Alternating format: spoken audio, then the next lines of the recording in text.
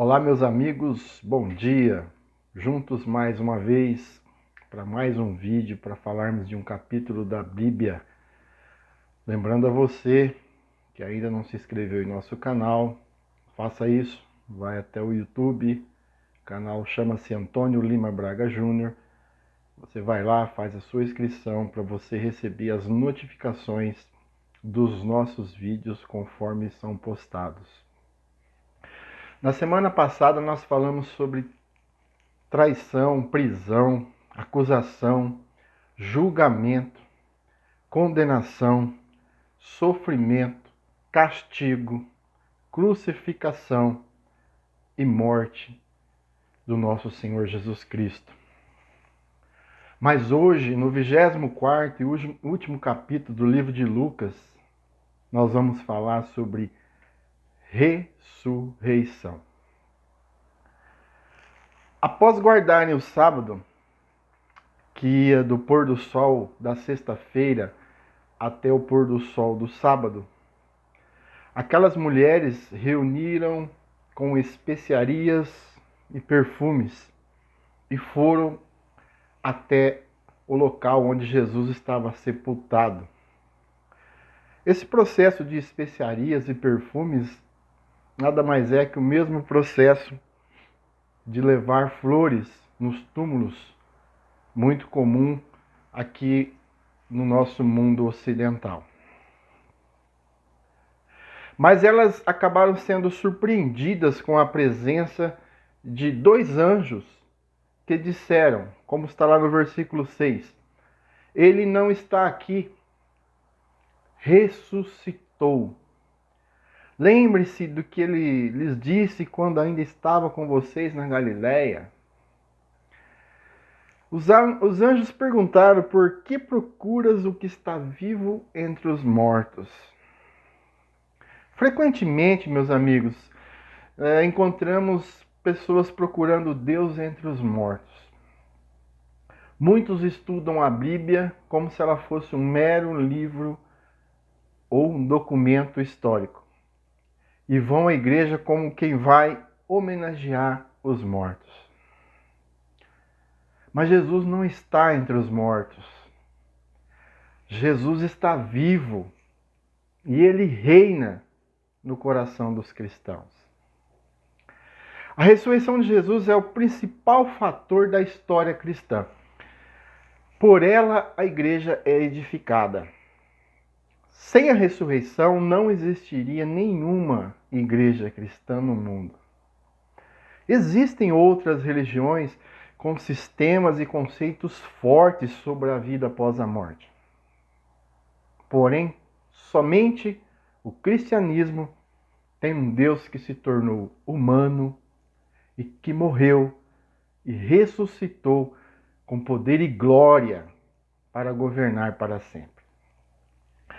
Aquelas mulheres voltaram e foram aos apóstolos e avisaram a Pedro e a João que estava acontecendo. A princípio eles hesitaram, mas depois correram até o sepulcro para conferir, como está lá nos versículos 11 e 12. Quando nós ouvimos falar de ressurreição, precisamos de um tempo, para compreender. Não foi diferente com os discípulos. Primeiro, eles imaginaram como se fosse um desvario, um conto de fadas daquelas mulheres. Depois, como fez Pedro, e em outro livro, no livro de João, diz que João também correu junto com Pedro, eles vão lá verificar os fatos. Somente quando a gente encontra Jesus é que nós aceitamos tal fato.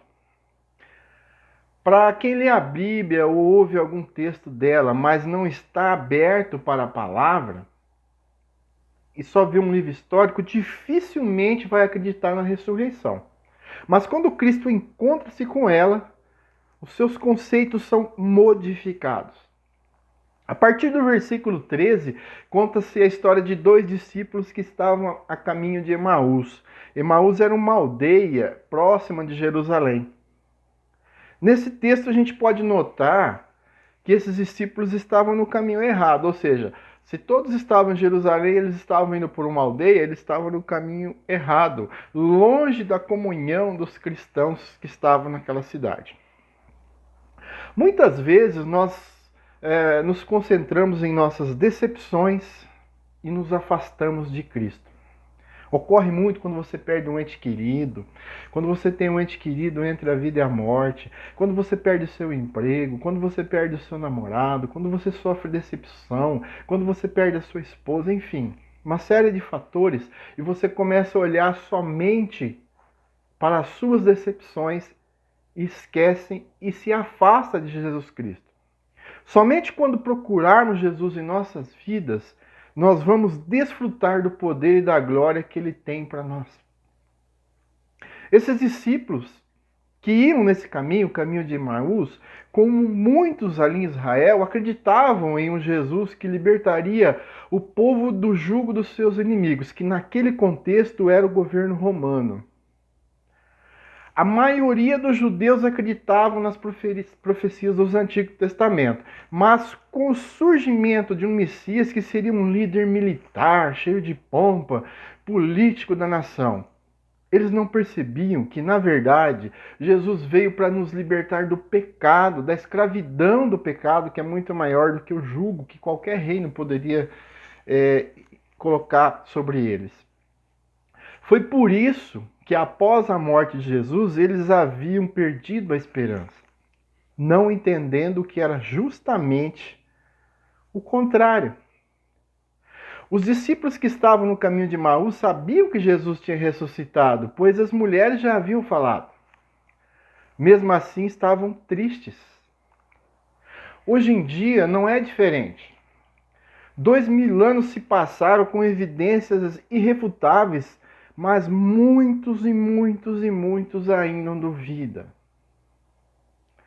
O que ainda é necessário? Para aqueles discípulos foi necessário que Jesus aparecesse para eles. Hoje, se faz necessário nós termos a obrigação de nos apresentarmos vivos como cristãos genuínos para testificarmos o nosso Cristo Salvador. Jesus chamou aqueles discípulos de nécios ou ignorantes. Mas por qual motivo ele assim o fez? Vivemos admirados com o mundo, com o poder político, militar e tantas outras coisas. Aqueles discípulos também. Ficamos cegos diante das evidências. O mundo ainda tem os mesmos valores de outrora. Temos que confrontar os valores da nossa cultura e devemos colocar a nossa fé para anunciarmos as boas novas. Jesus então aparece para os outros discípulos e os fortalece. Ele cita trechos do Antigo Testamento permeando toda a Bíblia. Olha que interessante. Naquele instante, os olhos deles foram verdadeiramente abertos. E eles creram e correram para encontrar com os demais discípulos. No versículo 34, eles dizem que Jesus apareceu para Pedro. Ah, Pedro. Vamos abrir aqui um parênteses sobre Pedro. Como nós vimos nos domingos anteriores, Pedro negou Jesus e se arrependeu. Mas ele estava muito fragilizado, porque Pedro, como tinha um temperamento sanguíneo, assim como melancólico, que são temperamentos assim que têm muitas emoções, mesmo pedindo perdão para Jesus, ele estava muito fragilizado e não se sentindo digno de continuar o seu trabalho. O mestre precisava fortalecer ele. Deus, logo mais adiante, nós vamos ver lá no livro de Atos, se você continuar comigo, nós vamos chegar lá. Deus usa Pedro para edificar a sua igreja na terra. Meus amigos, a partir do versículo 35 é relatado que Jesus aparece aos demais discípulos.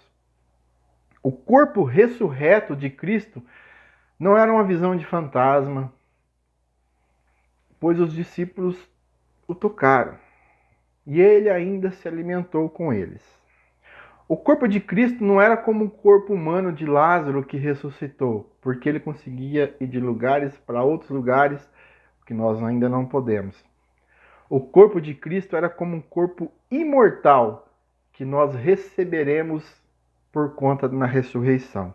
Se você quiser saber um pouquinho sobre esse corpo imortal, leia lá em 1 Coríntios 15, do versículo 42 ao 50. São 8 versículos. Você consegue ir no Google, digita 1 Coríntios 15, 42 e 50, e você vai ficar sabendo sobre os nossos novos corpos. Ok? Jesus ainda aparece aos discípulos lá em Jerusalém e diz que convinha que se cumprisse o que estava escrito sobre ele na lei de Moisés, dos profetas e nos Salmos. No versículo 45 é relatado que o entendimento da palavra aconteceu então para aqueles discípulos. Eu tenho certeza de que você já leu uma passagem bíblica muito difícil e não a entendeu. Quando isso acontece, devemos ler outro textos similares, perguntar para pessoas que têm um pouco mais de conhecimento. Porém, se faz necessário principalmente buscar a orientação e o discernimento do Espírito Santo para entendê-la. Eu tenho certeza que ele vai fazer isso por você, assim como fez para os discípulos. Quando Lucas escreveu o seu livro, ele fez na língua grega, pois queria que os gentios também participassem dessa linda história. Cabe a nós levarmos a palavra de Deus para todos, assim como fez Lucas. E olha que hoje está mais fácil. Tem dicionários e um monte de versões bíblicas por aí. Faça como Lucas. Leva a palavra de Deus para todos. Os discípulos ficaram observando a ascensão de Jesus. Imagine como que eles ficaram com o coração apertado vendo Jesus indo embora. Com certeza, né? Mas ele deixou para nós o Espírito Santo. Não só para os discípulos, mas para todos nós. O Evangelho de Lucas retratou Jesus como homem, que quando criança foi obediente aos seus pais e despertou interesse dos líderes religiosos daquele tempo. Quando adulto, serviu a Deus através do seu ministério e quando foi condenado à morte, sofreu sem reclamar. Jesus nos dá um exemplo de como devemos viver. Meu amigo, que a paz do nosso Senhor Jesus Cristo, esse Senhor Jesus Cristo tão bom, que tem cuidado de nós através dos tempos, possa estar em sua vida, na sua família. E eu convido a você a ler novamente essa história agora sobre o prisma de João, chamado Filho do Trovão, que agora retrata Jesus Cristo como Deus. A partir da semana que vem nós vamos ver o livro de João. E eu convido a você a me acompanhar.